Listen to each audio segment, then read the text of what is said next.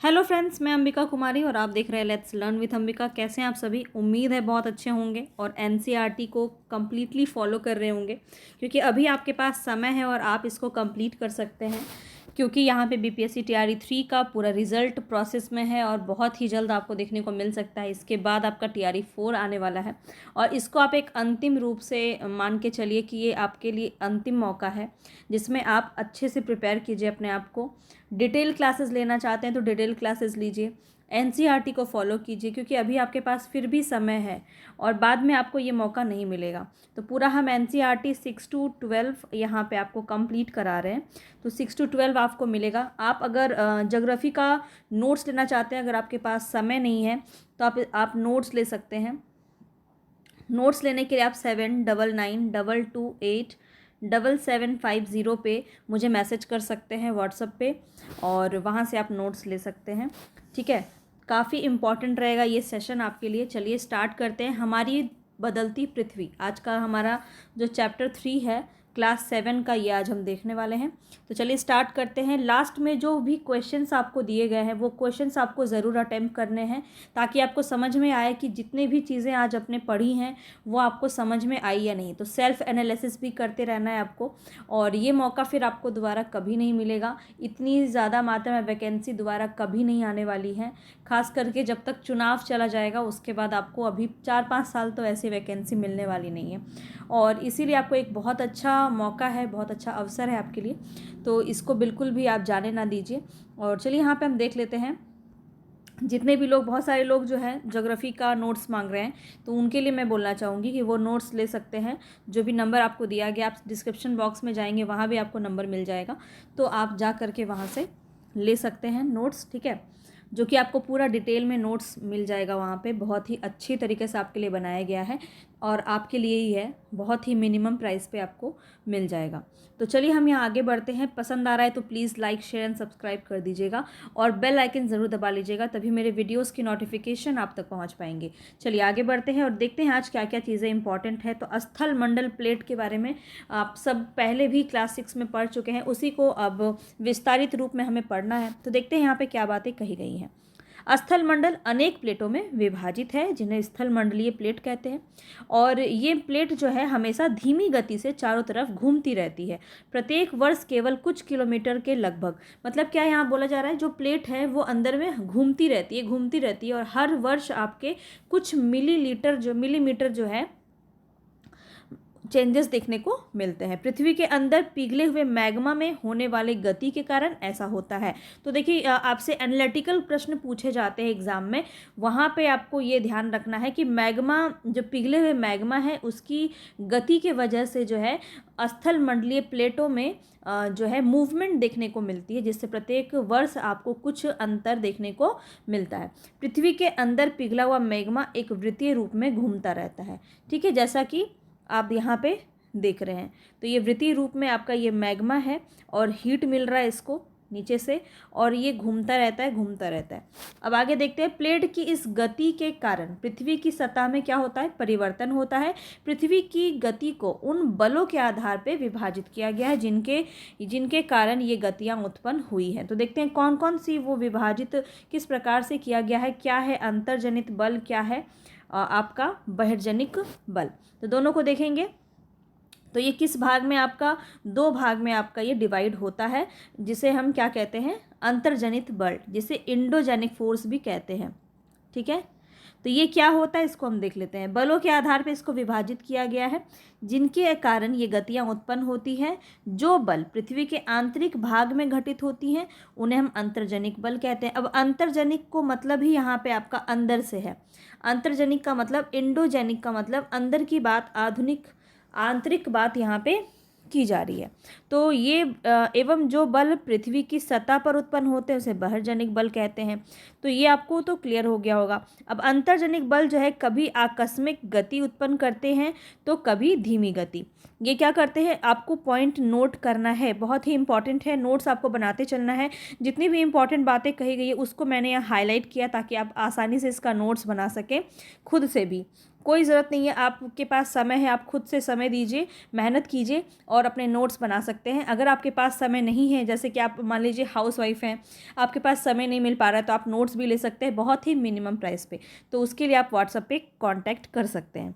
अब यहाँ पे देखिए, बहिर्जनिक बल किसे कहते हैं आपको पता है। ये सतह पर जो बल पृथ्वी की सतह पर उत्पन्न होता है वो बहिर्जनिक होता है, और जो आंतरिक भाग में घटित होता है जो बल वो अंतर्जनित होता है। दोनों बातें क्लियर है। अब आगे देखते हैं। तो अंतर्जनिक बल में क्या होता है, सडनली गति उत्पन्न होता है, कभी धीमा और कभी तेज। ठीक है। भूकंप एवं ज्वालामुखी जैसे आकस्मिक गति के कारण पृथ्वी की सतह पर अत्यधिक हानि होती है, और ये सब किसकी वजह से होता है, अंतर्जनित बल की वजह से होता है। तो भूकंप एवं ज्वालामुखी में जो भी क्रियाशील गतिविधियां होती हैं वो किसकी वजह से होती है, अंतर्जनित बल की वजह से होती है। बहुत ही इंपॉर्टेंट पॉइंट है, इसको आप नोट करेंगे। अब देखिए, ये गतियां यहाँ पे कुछ आपको डायग्राम के रूप में बताया गया है, तो ये आप एक बार ध्यान से देखिए, क्योंकि यहीं से आपका देखने को मिलेगा क्वेश्चन, जो कि बहुत इंपॉर्टेंट है। देखिए, पृथ्वी की गतियां दो भाग में पहले तो डिवाइड हैं, अंतर्जनित बल, बहिर्जनित बल। आकस्मिक बल, पलट विरूपण बल, ये दोनों जो है आपका अंतर्जनित के अंदर आता है, और अपर्दन और निक्षेपण किसके अंदर आता है, बहिर्जनित के अंदर आता है। यानी कि आप देखिए, सतह पे कोई बल कैसे लग सकता है, बहता हुआ जल यहाँ से वहाँ हो सकता है, अपर्दन हो सकता है, उसका निक्षेपण हो सकता है। और अब आप इन सभी शब्दों से बहुत अच्छे से वाकिफ़ होंगे, क्योंकि क्लास 6 में हमने पूरा वही किया है, सारी शब्दावली को समझा है कि किस प्रकार से हम आगे चल के पूरे जो चैप्टर है उसको समझ पाए। तो अपर्दन और निक्षेपण, अब आपको कोई भी कन्फ्यूज़न नहीं हो रही होगी अगर आपने पूरा वीडियो कंप्लीट मेरा फॉलो किया है तो यहाँ पे क्या क्या होता है इसको हम देख लेते हैं। भूकंप, ज्वालामुखी और भूस्खलन, ये जो तीनों क्रियाएं होती हैं ये आपका अंतर्जनित बल की वजह से होती हैं। पर्वत निर्माणकाली बल भी जो है आपका अंतर्जनित बल के अंदर आता है, पटल विरूपण बल के अंतर्गत। ठीक है। और बहिर्जनन में क्या होता है, बहिर्जनित में आपका अपर्दन और निक्षेपण होता है, जिसमें कैसे होगा, अपर्दन और निक्षेपण कैसे होगा, नदी या बहता जल से होता है, पवन से होता है, समुद्री तरंग से होता है और हिमनद से होता है।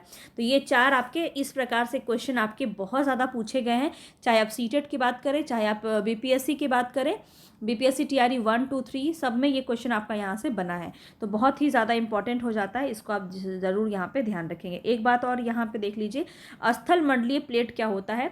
तो भूपरपट्टी में अनेक बड़ी और कुछ छोटी, कठोर, असमान आकार की प्लेटें होती हैं, जिन पर महाद्वीप एवं महासागर की सतह टिकी हुई है। ठीक है। कोई ना कोई नीचे आधार तो होगा ना, जहाँ पे ये आपके पर्वत है, पठार है, या फिर महासागर ही है, उसके भी नीचे कोई तो आधार होगा ना, तो वो आधार ही आपका क्या है, स्थल मंडलीय प्लेट है। क्लियर है। चलिए आगे देखते हैं। नेक्स्ट यहाँ पे क्या कहा जा रहा है, तो ज्वालामुखी भूपरपट्टी पर खुला एक ऐसा छिद्र होता है जिससे पिघले हुए पदार्थ अचानक निकलते हैं। ज्वालामुखी में आपको पता है कि यहाँ पे आपका लावा है, मैग्मा है। ठीक है। ये लावा जो है आपका निकलता है, ये आप देख रहे हैं यहाँ पे डायग्राम में आपको दिख रहा है, ये निकास हो रहा है। यहाँ पे ये लावा है, ये सारा ये जो आपको बहता हुआ दिख रहा है ये लावा है, और ये क्या है, गैस राख है। तो क्रेटर है, इसको क्रेटर कहते हैं यहाँ पे, जो आपका सतह पे जो होता है। तो आप ऐसा देख रहे हैं कि एक खुला हुआ छिद्र है, यहाँ पे एक छिद्र है, होल है एक, जिससे वे पिघले हुए पदार्थ अचानक ही निकलते हैं। ठीक है। ऐसा कोई इनका निश्चित समय नहीं है, अचानक ही निकलते हैं जब भी हीट ज़्यादा होता है, और इस वजह से वो निकलते हैं। अब देखिए, एक शब्द की उत्पत्ति हुई है जेनिक शब्द से। तो एंडोजेनिक और एक्सोजेनिक अभी आपने ऊपर पढ़ा। तो जेनिक का मतलब क्या होता है, उत्पत्ति, एंडो मतलब अंतः, और एक्सो मतलब बाह्य। तो आप शब्द के अर्थ को समझ के भी उस शब्द के बारे में जान सकते हैं। एंडो मतलब अंतः, मतलब अंदर। तो अंदर में कुछ उत्पत्ति हो रही है, वो एंडोजेनिक के अंदर आता है, और बाहर में कुछ उत्पत्ति हो रही है, वो एक्सोजेनिक के अंदर आता है। अब आप मुझे कमेंट बॉक्स में बताइए कि एंडोजेनिक और एक्सोजेनिक के अंदर क्या क्या क्रियाएं होती हैं। अभी मैंने ऊपर बताया है आपको, तो आप ईमानदारी से एक्टिव रहिए ताकि आपको भी दिमाग में घुसे जो भी मैं बता रही हूँ यहाँ पे। आगे देखिए, नेक्स्ट यहाँ बोला जा रहा है कि स्थल मंडलीय प्लेटों के गति करने पर पृथ्वी की सतह पर कंपन होता है। तो ये तो सबको पता है ना कि स्थल मंडलीय प्लेटों में जब गति होती है तो पृथ्वी की सतह पर क्या होता है, कंपन होता है। यह कंपन पृथ्वी के चारों ओर गति कर सकता है। इस कंपन को ही हम क्या कहते हैं, भूकंप कहते हैं। ठीक है, भूप्रपट्टी के नीचे वह स्थान जहाँ कंपन आरंभ होता है उसे हम उद्गम केंद्र कहते हैं। देखिए यहाँ पे स्टेटमेंट से क्वेश्चन आपका काफ़ी ज़्यादा पूछा जाता है, तो बिल्कुल भी इसको स्किप मत कीजिएगा। यहाँ से समझने की बात ये है कि जहाँ कंपन आरंभ होता है, ये वर्ड आपको पकड़ना है, यहाँ पे आरंभ होता है, जहाँ भी कंपन आरंभ होता है वो आपका उद्गम केंद्र कहलाता है। यहाँ पे कंफ्यूजन बहुत होता है, तो बिल्कुल सिंपल सा छोटा सा शॉर्ट नोट्स की तरह आपको ये बनाना है। ठीक है, और शॉर्ट नोट्स में आपको ये लिखना है। ठीक है, जहाँ पे आरंभ होता है, कंपन आरंभ होता है, वहाँ पे आपका, उसको हम क्या कहते हैं, उद्गम केंद्र कहते हैं। ठीक है, जहाँ कंपन आरंभ होता है उसे हम उद्गम केंद्र कहते हैं। उद्गम केंद्र के भू सतह पर उसके निकटतम स्थान को हम अधिकेंद्र कहते हैं। बहुत ही इंपॉर्टेंट पॉइंट है, इसको नोट करेंगे। अधिकेंद्र से कंपन बाहर की ओर तरंगों के रूप में गमन करती है, मतलब फैलती है। कंपन क्या होता है, जो भी शिवरिंग होती है वो फैलती है, और अधिकेंद्र के निकटतम भाग में सर्वाधिक हानि होती है। तो याद रखिए कहाँ पे आपकी सर्वाधिक हानि होगी, उद्गम केंद्र में या अधिकेंद्र में। यहाँ पे कन्फ्यूज़न आपको हो सकता है, क्योंकि यही छोटी छोटी चीज़ें हैं जो एनसीईआरटी आपको फिर पागल भी बनाती है। तो यहाँ पे देखिए उद्गम केंद्र कहाँ है, जहाँ से कंपन शुरू होता है, तो शुरू हुआ है वहाँ पे ज़्यादा हानि नहीं होगा, लेकिन उसके निकटतम स्थान जहाँ पे जिसे अधिकेंद्र यानी कि पॉइंट बनाया गया है, तो वो पॉइंट आपका जो है सबसे ज़्यादा हानि वहाँ पे होती है। तो अधिकेंद्र में सबसे ज़्यादा हानि होती है। आप पॉइंट कैसे नोट करेंगे, तो आप अधिकेंद्र लिखेंगे और वहाँ पे आपको ब्रैकेट में लिखना है कि यहाँ पे सबसे ज़्यादा हानि होती है भूकंप की वजह से। ठीक है, एवं अधिकेंद्र से दूरी बढ़ने के साथ भूकंप की तीव्रता धीरे धीरे कम होती जाती है। यानी कि मान लीजिए इस जगह से भूकंप आना शुरू हुआ है, इसके नज़दीक यहाँ पे आपका अधिकेंद्र बना है, और इससे जैसे जैसे बाहर निकलते जाएंगे तीव्रता कम होती जाएगी। ठीक है, आगे देखते हैं। देखिए यहाँ पे आपको एक डायग्राम से समझाया गया है, इसको भी आप एक बार देखिए। तो यहाँ पे आप देख रहे हैं अधिगम केंद्र, ये मान लीजिए आपका अधिगम केंद्र है, यहाँ से कंपन शुरू हुआ है। ठीक है, यहाँ से कंपन शुरू हुआ है, इसका एकदम एग्जैक्ट यहाँ पे आप देख रहे हैं ये है अधिकेंद्र। तो ये ना सब तरफ डैमेज करेगा ज़्यादा से ज़्यादा। तो उद्गम केंद्र किसे कहते हैं, वह स्थान जहाँ भूकंप उत्पन्न होता है, वह भूकंपी ऊर्जा का उद्गम केंद्र होता है। ठीक है, ये आपका यहाँ पे भूकंप स्टार्ट होता है, लेकिन यहाँ पे सबसे ज़्यादा हानि कहाँ होती है, अधिकेंद्र में होती है। और ये प्लेट सीमा है, ये आप देख रहे हैं, इस प्रकार से कुछ लेयर्स बनते हैं, और भूकंपी तरंगे सभी दिशाओं में बाहर की ओर निकलती है, मतलब ये इस प्रकार से जाता है भूकंप। ठीक है, क्लियर है। अब यहाँ पे देखिए एक चीज़ और इम्पॉर्टेंट है कि भूकंप तरंगे कितने प्रकार की होती हैं, तो नोट करेंगे इसको। भूकंप जो है वो 3 प्रकार की इसकी तरंगे होती है। पी तरंगे जिसे अनुदैर्घ्य तरंगे भी कहते हैं, एस तरंगे जिसे अनुप्रस्थ तरंगे भी कहते हैं, और एल तरंगे जिसे पृष्ठीय तरंगे भी कहते हैं। इन तरंगों के गुणधर्म विश्वकोश से ज्ञात करने का प्रयास कीजिए कि इसकी क्या क्या क्वालिटीज़ होती हैं। यहाँ पे एक मतलब बच्चों को दिया गया है टास्क, तो आप ये समझिए कि भूकंप की 3 कौन कौन सी तरंगें होती हैं। यहाँ पे ये इम्पॉर्टेंट था। आगे देखते हैं। अब देखिए यहाँ पे भूकंप की भविष्यवाणी संभव तो नहीं है, लेकिन हम यह पहले से तैयार हो सकते हैं। इसके प्रभाव को निश्चित रूप से कम किया जा सकता है अगर हम इसके लिए तैयार हो जाएं तो। स्थानीय लोग कुछ सामान्य तरीके से भूकंप की संभावनाओं का अनुमान लगाते हैं, जैसे जानवरों के व्यवहार में अध्ययन। तो जानवर लोग जो है वो जल्दी भांप लेते हैं, तो कैसे होता है, तो उसके व्यवहार में कुछ बदलाव आ जाएगा। तालाब में मछलियों की उत्तेजना बढ़ने लगती, सांपों का धरातल पर आना, मतलब सांप ज़्यादा आपके बिल से निकल के बाहर आने लगते। तो ये कुछ सामान्य तरीके से वहाँ के स्थानीय लोग ये पता लगाते हैं कि भूकंप आने की संभावना है। क्लियर है। अब देखिए ये 3 एग्जाम्पल जो दिया है इसको भी ध्यान रखेंगे, क्योंकि यहाँ से भी प्रश्न आपका बन जाता है। अब आगे देखिए यहाँ पे क्या बोला जा रहा है। भुज में देखिए भूकंप के झटके हुए थे, तो ये डेट आपको याद रखना है, क्वेश्चन में पूछा जाता है। 26 जनवरी 2001 को भुज शहर में रेक्टर स्केल पर 6.9 की तीव्रता वाला भीषण भूकंप आया था, और शहर में आग, चारकोल और अंगीठियों के पलटने के कारण अनेक स्थानों पर आग लग जाती है। भूकंप प्रभावित, ये जो है आप देख रहे हैं, ये एक यहाँ पे पेपर का कटिंग है। यहाँ पे क्या क्या होता है, भुज में तबाही होती, फ़ोन लाइनें, जल पाइप लाइनें, विद्युत, ये सब अवरोध हो जाते हैं, संचार लाइनें, ये सभी तबाही यहाँ पे होती है। स्कूल बहुत ज़्यादा यहाँ पे प्रभावित होते हैं और ये सब चीज़ें यहाँ पे बताई गई हैं। जैसे गुजरात सरकार ने इस संकट का सामना करने के लिए केंद्र से वित्तीय सहायता मांगी, ये सभी चीज़ें वो हैं जो उस समय पे हो रही थी। अब यहाँ पे देखिए एक प्रश्न और बन जाता है, वो ये है, पिछली बार भी बना था कि भूकंप का मापन एक यंत्र से किया जाता है, भूकंप लेखी जिसे हम कहते हैं। भूकंप की तीव्रता किससे मापते हैं? रिएक्टर स्केल पर मापे जाते हैं। ये बहुत इंपॉर्टेंट है, ये प्रश्न आपका काफ़ी बार पूछा जाता है, तो इसको ज़रूर आप नोट करेंगे, ठीक है। तो इसको आप समझ सकते हैं कि 6.0 जो होती है बहुत ज़्यादा भूकंप मानी जाती है और सबसे ज़्यादा शक्तिशाली होता है 7.0 का भूकंप। चलिए आगे बढ़ते हैं। अब देखिए क्या बचाव हो सकता है, ये भी एक बार आप देख लीजिए, हो सकता है क्वेश्चन में आपका बन जाए। तो भूकंप के दौरान कहाँ आश्रय लें? सुरक्षित स्थान, रसोई के काउंटर या मेज के नीचे, दीवार के अंदरूनी कोने में। किन से दूर रहना चाहिए? आग वाले स्थान, चिमनी के आसपास या टूट सकने वाली खिड़कियाँ, दर्पण, तस्वीर फ्रेम, ये सब से हमें दूर रहना चाहिए। पहले से तैयार रहने चाहिए और जागरूकता फैलाना चाहिए। ये सब तो नॉर्मल सी चीज़ें हैं। अब देखिए कुछ मुख्य स्थलाकृतियाँ यहाँ पे दिखाई गई हैं, ये बहुत इंपॉर्टेंट है, अलग टॉपिक है, इसको हम ध्यान से देखते हैं। देखिए अपक्षय एवं अपर्दन नामक दो प्रक्रमों द्वारा दृश्य भूमि लगातार विघटित होती रहती है। पृथ्वी की सतह पर शैलों के टूटने से अपक्षय की क्रिया होती है।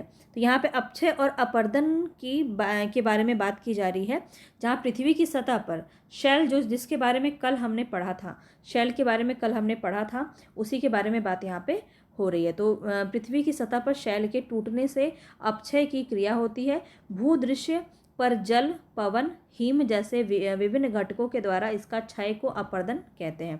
मतलब कहीं भी पानी से, हवा से या फिर बर्फ से भी आपका क्या होता है? अपर्दन होता है, मिट्टियों का खास करके, और स्थलाकृतियों में परिवर्तन होता है। स्थलाकृति क्या हुआ? जैसे मान लीजिए यहाँ पे बहुत ज़्यादा मिट्टी है, इस प्रकार से कुछ मिट्टी है, ठीक है, यहाँ पे बहुत तेज़ हवा आई। आप देखते हैं ज़्यादातर मरुस्थल वाले इलाके में बहुत इस तरह के सीन आपको देखने को मिलेंगे। अब इधर से हवा यहाँ से इतनी मिट्टी काट करके यहाँ पे बिछा दिया इन्होंने, ठीक है, बिछा दिया, अपर्दन हो गया, यहाँ का अपर्दन हो गया और यहाँ पे क्या हो गया? निक्षेपण हो गया। मिट्टी यहाँ आ गया, मतलब ये निक्षेपण हो गया। तो ये दोनों प्रोसेस आपको समझ में तो आ ही गया होगा, अपर्दन और निक्षेपण क्या होता है। तो अब इसकी जो स्थलाकृति ये थी, ये ऐसी हो गई, समझ में आ रहा है। तो ये स्थलाकृतियाँ बदलती रहती हैं इस वजह से। अब इससे ज़्यादा नॉर्मल तरीके से नहीं समझाया जा सकता है। तो ये पूरा आपको समझ में आ गया होगा, अपर्दन और निक्षेपण आखिर होता क्या है।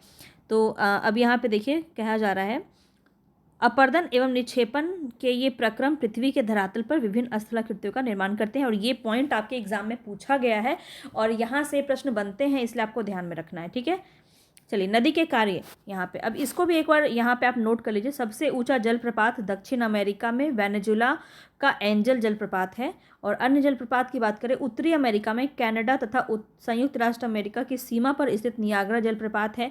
तो ये पॉइंट आउट जो किया गया ना, इसको नोट कर लेंगे, यहाँ से क्वेश्चन बन जाता है।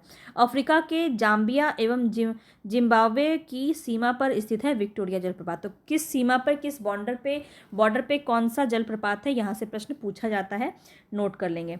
अब नदी के कार्य यहाँ पे बताए जा रहे हैं। नदी के जल से दृश्य भूमि का अपर्दन होता है। जब नदी किसी खड़े ढाल वाले स्थान से अधिक कठोर शैल या खड़े ढाल वाली घाटी में गिरती है तो यह जलप्रपात बनाती है, कुछ इस प्रकार से। इसमें तो कुछ समझाने वाली बात नहीं है। आगे देखते हैं। आगे, जब नदी मैदानी क्षेत्र में प्रवेश करती है तो वह मोड़दार मार्ग पर बहने लगती है। नदी के इन्हीं बड़े मोड़ों को विसर्प कहा जाता है। जो इस प्रकार से आप देख रहे हैं, ये कुछ सर्प की भांति ये विचरण कर रही है नदी, और ये मैदानी इलाके में होता है, मैदानी क्षेत्र में होता है, तो इसे हम विसर्प कहते हैं, ठीक है।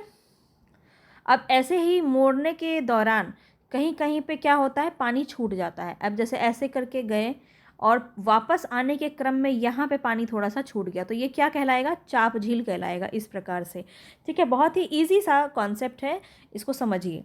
तो विसर्प ठीक है, विसर्प कहते हैं। इसके बाद विसर्पों के किनारों पर लगातार अपर्दन और निक्षेपण शुरू हो जाता है। विसर्प लूप के सिरे निकट आते जाते हैं। समय के साथ विसर्प लूप नदी से कट जाते हैं और अलग झील बनाते हैं, जिसे हम चाप झील कहते हैं। क्लियर है, समझ में तो आ गया होगा ये। अब आगे देखिए, कभी कभी नदी अपने तटों से बाहर बहने लगती है।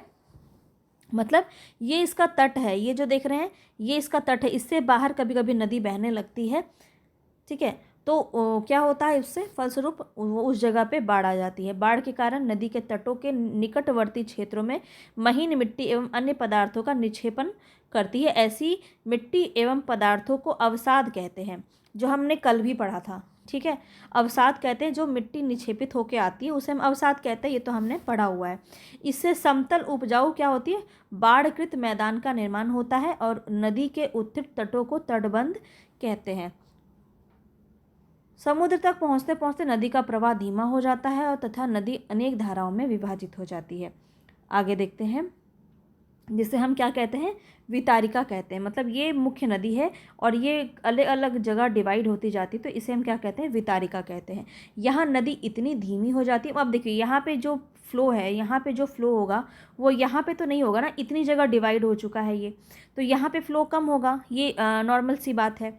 तो यहाँ पे नदी इतनी धीमी हो जाती, कहाँ पे, वितारिका पे। ठीक है, वितारिका पे नदी की जो चाल है वो धीमी हो जाती है। यह अपने साथ लाए गए मलबे का निक्षेपण करती है और वहीं पे क्या होता है, डेल्टा का निर्माण होता है। जब ये बहुत जगह फैल जाती है, फैल फैल के सागर में गिरने से पहले ये बहुत ही बड़ा कह सकते हैं डेल्टे का निर्माण होता है। वहाँ पे बहुत मुहाने पे बहुत सारे अवसाद का संग्रह जो हो जाता है, बहुत सारी जो नदियाँ मिट्टी लेके आ रही है, वो जब फ्लो कम हो जा रहा है तो मिट्टी यहीं पे छूट जा रहा है। तो मिट्टी जब यहाँ पे भर गया तो इस जगह पे जो है बहुत ज़्यादा कीचड़ वाला एरिया होता है, ये इस जगह को हम डेल्टा कहते हैं। क्लियर है, आगे देखते हैं। अब देखिए ये पूरा समुद्र है, आप देख रहे हैं समुद्र है, समुद्र के बीचों बीच इस प्रकार से कुछ तटीय मेहराब होते हैं, इस प्रकार के जो शैल जो पत्थर पाए जाते हैं वो आपके, और इस कुछ होल आपको देखने को मिलते हैं। तो ये समुद्री गुफा, यहाँ से प्रश्न ऐसे नहीं बनेगा, आपको चिंता की बात नहीं है, बस समझ लीजिए।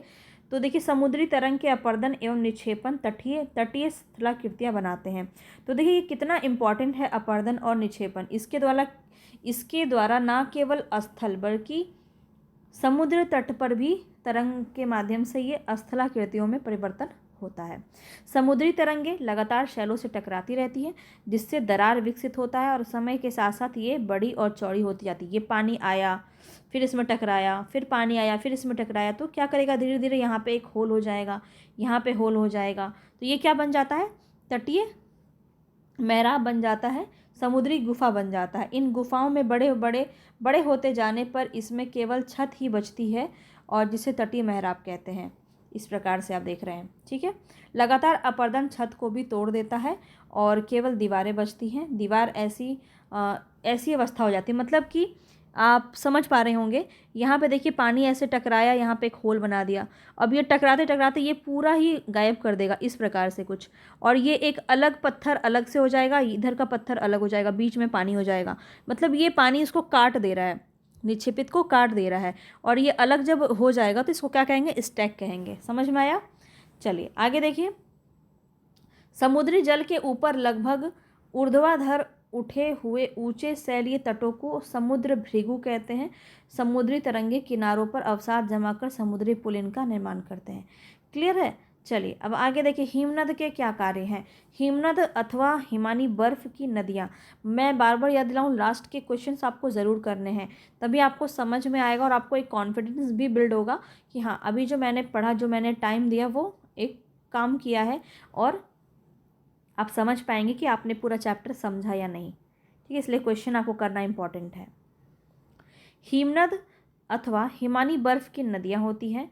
हिमनद अपने नीचे की कठोर चट्टानों से गोलास्मी मिट्टी और पत्थरों को अपर्दित कर देती हैं और गोलास्मी मिट्टी एवं पत्थरों से भूदृश्य का अपर्दन करती हैं।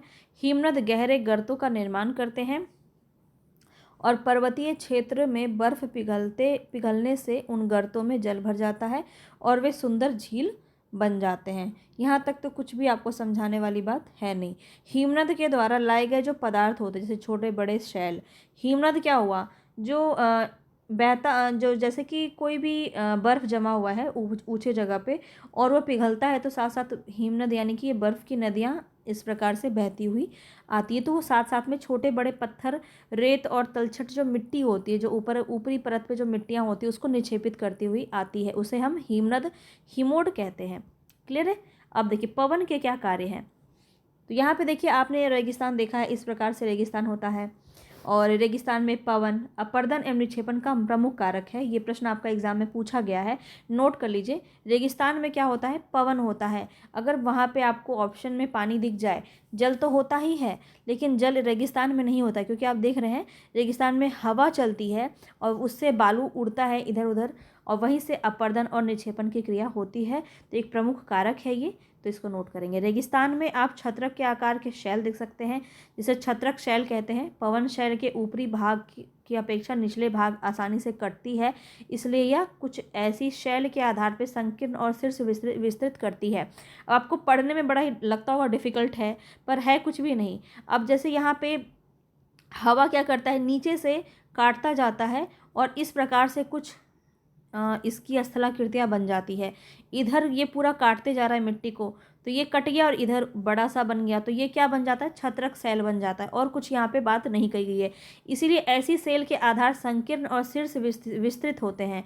अभी आपको सुनने में बहुत ही लगता होगा कि टफ है, पर है कुछ भी नहीं। क्या बोला जा रहा है, ये शैल के आधार, आधार मतलब नीचे, नीचे क्या है, संकीर्ण होते जा रहे हैं, मतलब ये छोटे पतले होते जा रहे हैं, और शीर्ष मतलब ऊपर, ऊपर विस्तृत होता जा रहा है। बस यही बात कहा जा रहा है, कुछ तोप चीज़ नहीं है, बहुत ही आसान है। तो आप जब पढ़ेंगे और जब अर्थ को समझेंगे तो बहुत ही आसानी से आपको इसके अर्थ भी समझ में आने लगेंगे कि क्या कहा जा रहा है। पवन चलने पर यह अपने साथ रेत को एक स्थान से दूसरे स्थान पर पहुंचाती है। जब पवन का बहाव रुकता है तो यह रेत गिर के छोटी पहाड़ी बना देती है।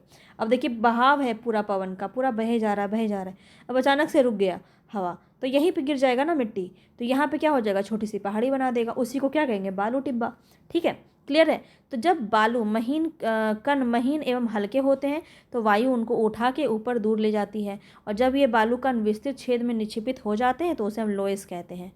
चीन में एक विशाल लोएस निक्षेप किए गए हैं। क्लियर है, यहाँ तक पूरा समझ में आ गया होगा आई होप। और कैसा लगा पूरा आप मुझे प्लीज़ कमेंट बॉक्स में बताया कीजिए, ताकि मुझे भी पता चले कि हाँ आपको समझ में आता है या नहीं। अब देखिए यहाँ पे कुछ क्वेश्चंस दिए गए हैं, ये आपको करने हैं और मुझे ऑप्शन आप जो है इसका कमेंट बॉक्स में बताएंगे। इनमें से कौन सी समुद्री तरंग की विशेषता नहीं है। अब बताएंगे शैल, किनारा, समुद्री गुफा, कौन सा है जो समुद्री तरंग की विशेषता नहीं है, तो मुझे आप बताएंगे इसमें।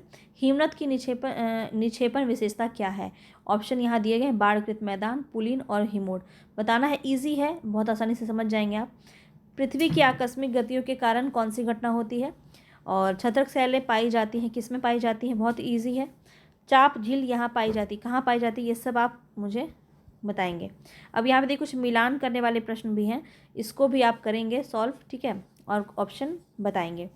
तो ये आपको ये करना है, ये आपके लिए होमवर्क है, और ये पूरा PDF आपको मिल जाएगा टेलीग्राम पे। तो चल टेलीग्राम को ज्वाइन कर लीजिएगा, नीचे डिस्क्रिप्शन बॉक्स में उसकी लिंक आपको मिल जाएगी।